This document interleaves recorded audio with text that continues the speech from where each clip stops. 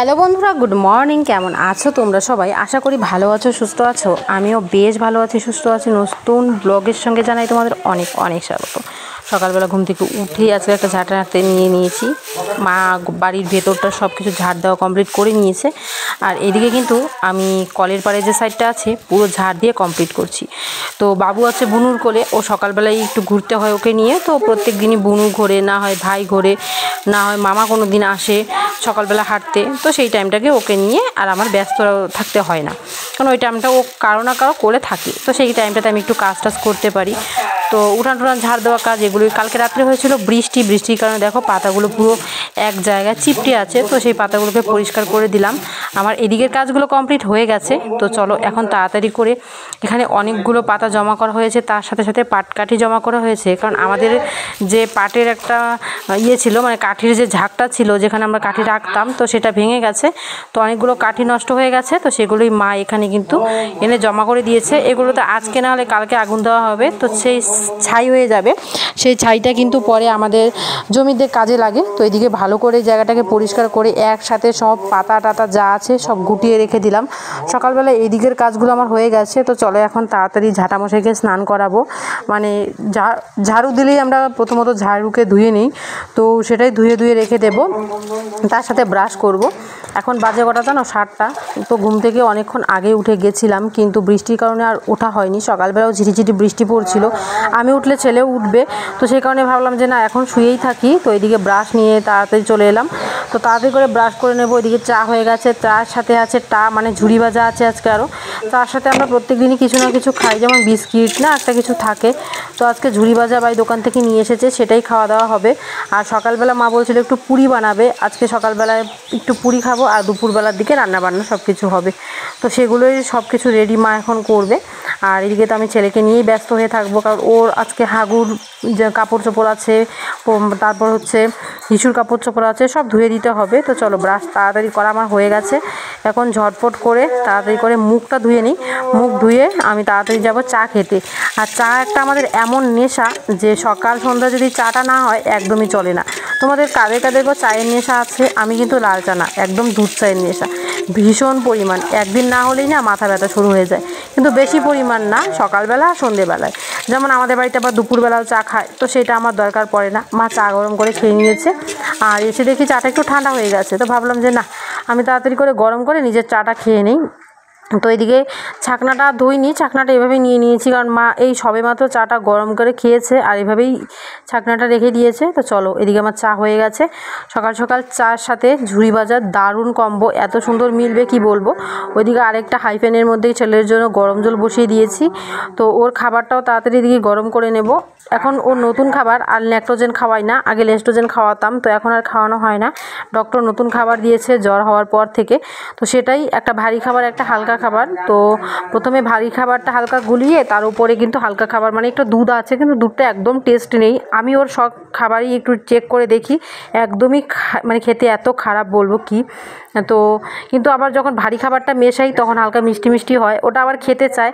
কিন্তু ওকে আমি কয়েকদিন বার্লি খাইয়ে দিয়েছি, কিন্তু বার্লি খায় না। নেস্টোজেন যখন খাওয়াতাম তখন সেটাও খেত না। তো এখন তো আর অন্য কিছু খাওয়ানো যাবে না, আর না হলে মুড়ির গুঁড়া ওসব কিন্তু খাওয়ানো যায় বাচ্চাদেরকে। এখন ওকে আর খাওয়ানো যাবে না, কারণ সামনে অন্নপ্রাশন না হলে কিচ্ছু খাওয়ানো যাবে না। তো এগুলোই এখন চলছে ডাক্তারের খাবারটা। প্রায় ডাক্তারের খাবার হয়ে গেছে 8-10 দিন হয়ে গেছে। তো সেগুলো কিন্তু এখন আবার নতুন নিয়ে আসতে হবে, মানে ডাক্তারকে দেখিয়ে। এখন পাল্টে দেয় কি না জানি না, কি করব বলো। তো ছেলে এদিকে দুষ্টুমি করছিল কিছু, তো সেগুলোই চলো একটু দেখে নেই সবাই মিলে। এখন সকাল সকাল মুড়ি খাবার নেশা হয়েছে, মুড়ির ড্রাম ধরে টানছে, মুড়ির ড্রাম উঠাতে পারছে না। দেখো ও সকাল সকালই মুড়ি খাওয়ার নেশা উঠে গেছে। বাবা খোলে না, নিয়ে দৌড় দাও, মুড়ির ড্রাম নিয়ে দৌড় দাও। ও সামনে যেটা দেখে সেটাই ওর দরকার।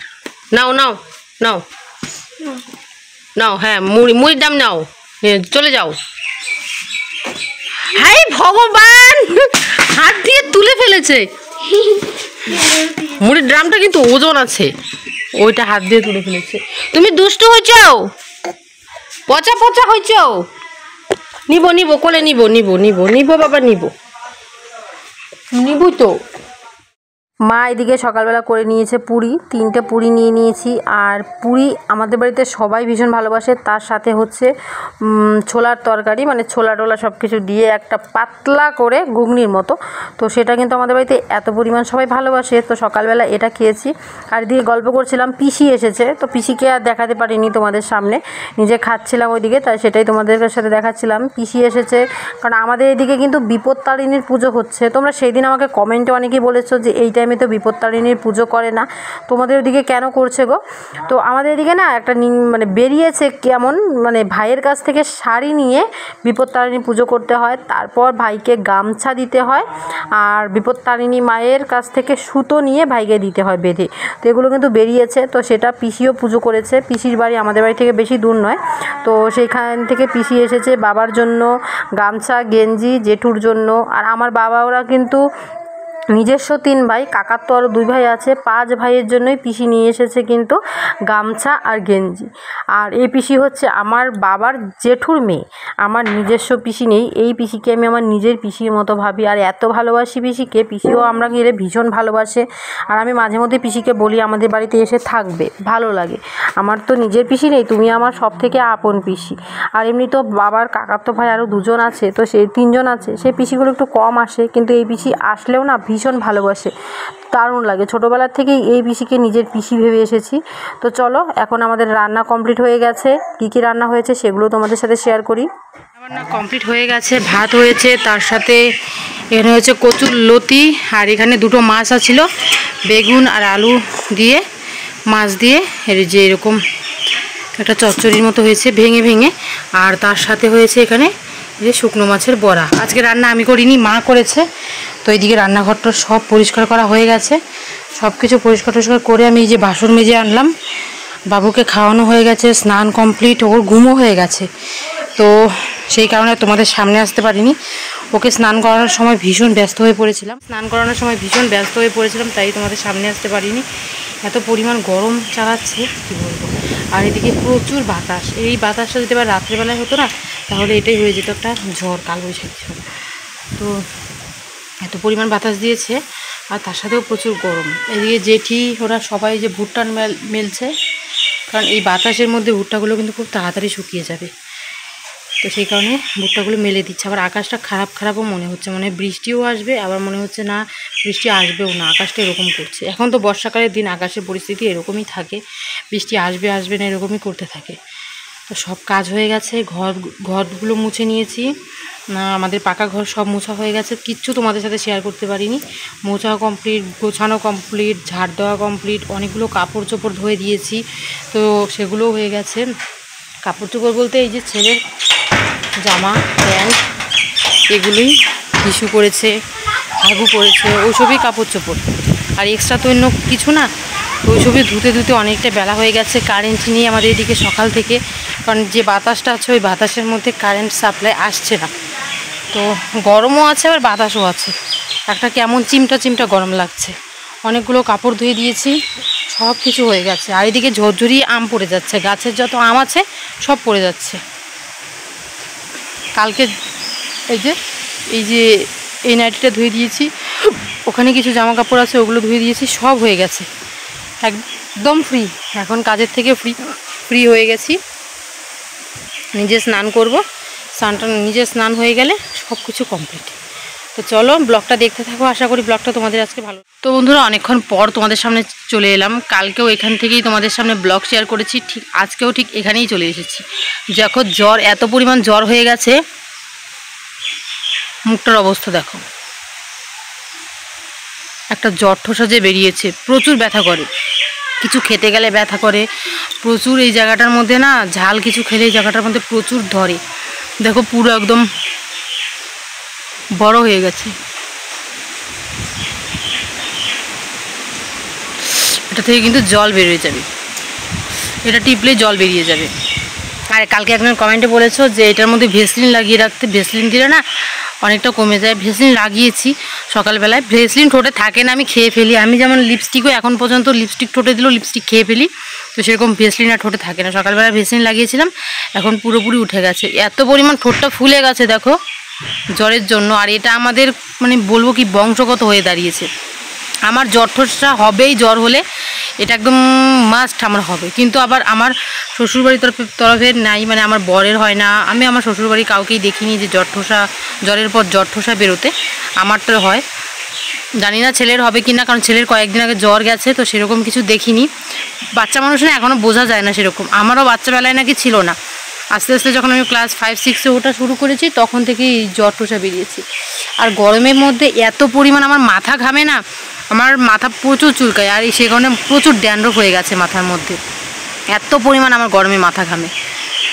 তো চলো, তোমাদের সাথে যে কথাটা বলতে আমি চলে এসেছি সেই কথাটাই আমি এখন তোমাদের সাথে শেয়ার করব।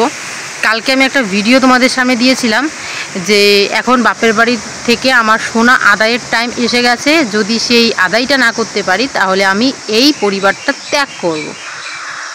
এই কমেন্ট আমাকে একজন করেছে, কে করেছে আমি নিজেও জানি না, কারণ আমার ভিডিও তো শুধু একজন মানুষ দেখে না, অনেক মানুষ দেখে, 3000, 4000, 5000 লোকে দেখে।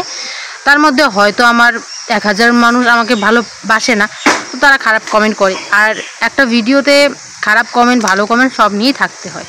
তো সেটার উত্তর আমি কিছু বলেছিলাম ভিডিওতে, সেটার উত্তর বলার পর আমাকে একজন না 3জন কি 4জন কমেন্ট করেছে। কমেন্টগুলো এমনভাবে করেছে যে আমি কমেন্টগুলো আজকে বলতে আমি আবার বাধ্য হচ্ছি। আমাকে একজন কমেন্টে বলো যে দিদিভাই খারাপ কমেন্ট যেগুলো আছে তুমি এগুলো ইগনোর করো, সেগুলো তুমি যেও না, সেগুলো বলো না, দেখবে ভালো হবে। আমার কাছে অনেক রকম খারাপ কমেন্ট আসে জানো, আমি কিছু বলি না, আমি ইগনোরই করে যাই। কিন্তু যখন কমেন্টগুলো আমার পরিবারের জন্য, যখন কমেন্টটা আমার ছেলের জন্য হয়, তখন আমি বাধ্য হই বলতে। আর এই কমেন্টের রিপ্লাইটা যদি আমি আজকে না দিই তাহলে হয়তো অনেক কিছু হতে পারে। তো আমি এখন একটা কথা বলি, দেখো আমার ভিডিও শুধু একজন দেখে না, অনেকজন দেখে, আর যে কমেন্ট করেছে সে একজন। তো আমি সেভাবেই বলেছি, একজন আমাকে কমেন্টে এইভাবে বলেছে এখন নাকি সোনা আদায়ের টাইম এসে গেছে। এখানে আমি কাউকে ইঙ্গিতও করিনি, বা এখানে আমি কাউকে ঠেস মেরে কথা বলিনি, বা এখানে আমি তার নামও বলিনি। দেখো আমি যখন ভিডিও করি আমার অতটুক তো ভিডিওর অধিকার আছে যে কারো একটা কমেন্ট আমি তুলে ধরবো, কেউ আমাকে একটা খারাপ কমেন্ট করে সেটা আমি তুলে ধরে ভিডিও করতে পারবো না, সেই অধিকারটা পর্যন্ত আমি হারিয়েছি, সেটা তো হারাইনি।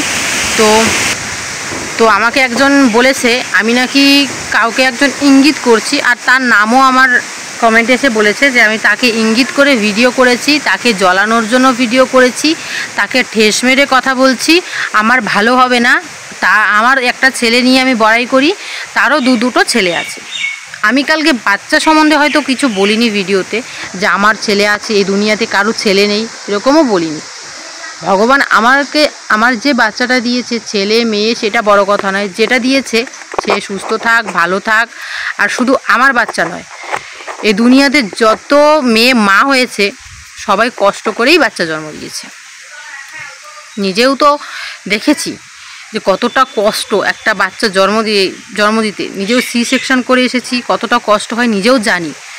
আর যখন দেখো আমি তাকেও খারাপ বলি না, এখানে তার ভিডিওতেও খারাপ কমেন্ট আসে, সেও ভিডিও করে, সেটা আমার গায়ে লাগে না, কারণ আমি সেগুলোর মধ্যে আমি যাইই না। এখন আমার গায়ে লাগার কোনো কথা না, কিন্তু কিছু কিছু কমেন্ট তোমরা এমনভাবে করো যে তোমাদের গায়ে লেগে যায়। কারণ আমি জানি ঘর শত্রু বিভীষণ, তোমরা হচ্ছে আমার ঘরের মানুষ, তাই সেরকম বলছি, তোমরাই হচ্ছে ঘর শত্রু বিভীষণ। জানো কিছু কিছু মানুষ আছে তোমরা এমনভাবে কয়েকটা কমেন্ট করো না, যে না আমি যে ভিডিওটাই দেই সেটাই কাউকে ঠেস মেরে কথা বলা বা কাউকে ইঙ্গিত করে কথা বলা। আচ্ছা সামনে যে আমার ছেলের অন্নপ্রাশন আসছে, সেখানে অনেক লোকজন আসবে, অনেকেই থাকবে আমার নিজের মানুষ, তোমরা সেগুলো দেখলেও আমি জানি খারাপ কমেন্ট করবে। কারণ আমি জানি যে এই মানুষগুলো আমার ছেলের অন্নপ্রাশনে আসবে, আর তারা আমার ছেলেকে ভালোবাসে, সবাই ভালোবাসে আমার ছেলেকে, শুধু তারা না আমার বাড়ির লোকও ভীষণ ভালোবাসে। তারা আসবে, সবাই মিলে মজা করব। আর আমি একা খাওয়ার মানুষ না যে একা সব কিছু শেষ করব, আমি একা খাওয়ার মানুষ না, আমাকে সবাইকে নিয়ে ভালো লাগে, আমি সবাইকে নিয়ে একসাথে চলতে ভালোবাসি। তো সে কারণে আমি আমার ছেলের অন্নপ্রাশনে আমি যতটুকু পারি, আমার সামর্থ্যে যতটুকু আছে আমি ততটুকু দিয়ে চেষ্টা করব ছেলের অনুষ্ঠানটা সুন্দরভাবে দিতে। আমি সেরকম হাইফাইভাবে অনুষ্ঠান করতে পারবো না, কিন্তু আমি সবাইকে নিয়ে মজা করব, এটা হচ্ছে আমার আসল কথা। আর সেই অন্নপ্রাশনে তোমরা অনেক লোককে দেখে তোমরা যদি খারাপ পাও, আমার এখানে বলার কিচ্ছু নেই, কারণ তারা আমার পরিবারের লোক, আমার অনুষ্ঠানে থাকবেই। আমি আমার সবাইকে আমি নিজের ভাবি। তো সবাই আমার অনুষ্ঠানে থাকবে, সেগুলো নিয়ে তোমরা যদি বলো যে আমি কাউকে ইঙ্গিত করে দিচ্ছি, আমি কাউকে ঠেস মেরে দিচ্ছি, সেগুলো তোমাদের ব্যাপার। আমি জানি এটা কিছু কিছু মানুষ তোমরা এমনভাবে ঝগড়া লাগাও না বা এমনভাবে কিছু কথা বলো না, তোমরা মনে হয় পরিবারের সাথে কোনো দিন বড়ও হওনি, তোমরা মনে হয় পরিবার কী জিনিসটা দেখোনি, তোমরা হচ্ছে একলা খাওয়ার মানুষ। তো সেই কারণেই এরকম কমেন্টগুলো করো। তো সেই মানুষগুলোকে আমি কি বলবো জানি না, তাদেরকে আমি শুধু এটাই বলি, নিজের সংসারটাতে মন দাও। আমি হয়তো বাপের বাড়িতে আছি, কিন্তু আমি বাপের বাড়ির 4টা মানুষ যারা আছে না, সবাইকে নিয়ে আছি। আমার বাপের বাড়িতে একটা মানুষ না, আমার বাবা মা ভাই জেঠু জ্যাঠা বুনুরা, তার সাথে আমার বড় জেঠু আছে, তাদের বাড়িতে অনেক লোকজন, তার সাথে মামা বাড়ি আছে, পাড়া প্রতিবেশী আছে, পিসিরা আছে, মামারা আছে, কাকারা আছে, দাদারা আছে, সবাই মিলে আমি আছি। সবাই আমাকে ভালোবাসে। আমার এই পাড়ার মধ্যে কেউ আমাকে একটা কথা বলতে পারবে না, কারণ জানে সোমা কেমন। সোমা কোনো দিন পেছনে ঠেস মেরে কথা বলে না, যা বলবো সামনাসামনি বলবো। যদি সত্যির জন্য লড়াই করতে চাই সামনাসামনিই বলবো। আর আমি কোনো দিন মিথ্যের জন্য লড়াই করি না, সবসময় সত্যির জন্যই লড়াই করি। আর আমার গ্রামের মানুষ আমাকে খুব ভালোভাবে চেনে, তো সেই কারণে সবাই আমাকে ভালোবাসে। আর আমি জানি এই আমার অনুষ্ঠানটার মধ্যে আমি যতটুকুই করি না কেন, আমি যতটুকু মানুষকে নেমন্তন্ন করব, সবাই আসবে, সবাই এনজয় করবে। আর সেগুলো দেখে তোমাদের জ্বলবে, যারা আমার ভিডিওটা দেখছো তাদের বলছি, আমি অন্য কাউকে উদ্দেশ্য করে বলছি না। তোমাদের জ্বলবে আর তোমরাই আমাকে বলবে। আমি একদম সেই জিনিসটা আমি ভেবে রেখে দিয়েছি, তোমরাই আমাকে বলবে যে আমি অনুষ্ঠান দিয়েছি একমাত্র মানুষকে জ্বলানোর জন্য, আমি অনুষ্ঠান দিয়েছি আমি একমাত্র মানুষকে ঠেস মেরে দেখানোর জন্য, আমি দেখানোর জন্য যে তারা আমার বাড়িতে এসেছে, তারা আমার বাড়িতে অনুষ্ঠান দেখছে। এসব সবাই আমার নিজের মানুষ গো, আমি সবাইকে নিয়ে থাকবো, আর কিচ্ছু বলবো না এখানে তোমাদেরকে। এখন তোমাদের নিজস্ব ব্যাপার। আমার কমেন্ট বক্স খোলা আছে, তোমরা যা তা কমেন্ট এসে করে যেতে পারো, সেই কমেন্টের রিপ্লাই আমি অবশ্যই দেব। কারণ কিছু কুজাত মানুষ আছে জানো, তোমাদের মতো খারাপ কমেন্ট যারা করে না, তোমরা হচ্ছে কুজাতে, তোমরা কোনো জাতেরও না, না জাতের না পাতের, তোমাদের জাতেও রাখা যাবে না, পাতেও রাখা যাবে না, তোমরা এরকম লোক। তোমরা নিজে তো কিচ্ছু করবে না, সারাদিন খাটের উপরে বসে খাবে, কিচ্ছু করবে না। আমি যতটুকু ইনকাম করছি তার মধ্যে এসে গুতাবে তোমরা, তোমাদের হচ্ছে সেরকম স্বভাব। খাটের উপরে বসে খাবে, কার সংসারে কি হচ্ছে, কার সংসারে গিয়ে একটু কুটনামি করা যায় সেটা তোমরা খুব ভালোভাবে বোঝো। সেটা ভালোভাবে আমার বোঝা হয়ে গেছে এই 3 বছরে, খুব ভালোভাবে বুঝে গেছি যে শুধু আমি এই আমার গ্রামের মানুষগুলোকে সরল সোজা ভাবি না, কিন্তু আমি জানি এই সরল সোজা মানুষের পেছনে তোমাদের মতো কিছু নিষ্ঠুর মানুষ আছে, তোমাদের মতো কিছু খারাপ মানুষ আছে, সেটা খুব ভালোভাবে বুঝে গেছি। সেটা বুঝতে আমার এক ফোঁটাও বাকি নেই। চলো ভিডিওটা এখানেই রাখছি। আমি জানি এরপরেও তোমরা অনেক খারাপ কমেন্ট করবে, আমি কাউকে ঠেস মেরে কথা বলি না, আমি যা বলি সব কমেন্টের উদ্দেশ্যে বলেছিলাম, অন্য কাউকে জ্বালানোর জন্য বলিনি, অন্য কাউকে দেখানোর জন্য বলিনি। আজকে ভিডিওটা এখানেই রাখলাম, ভালো থেকো, সুস্থ থেকো।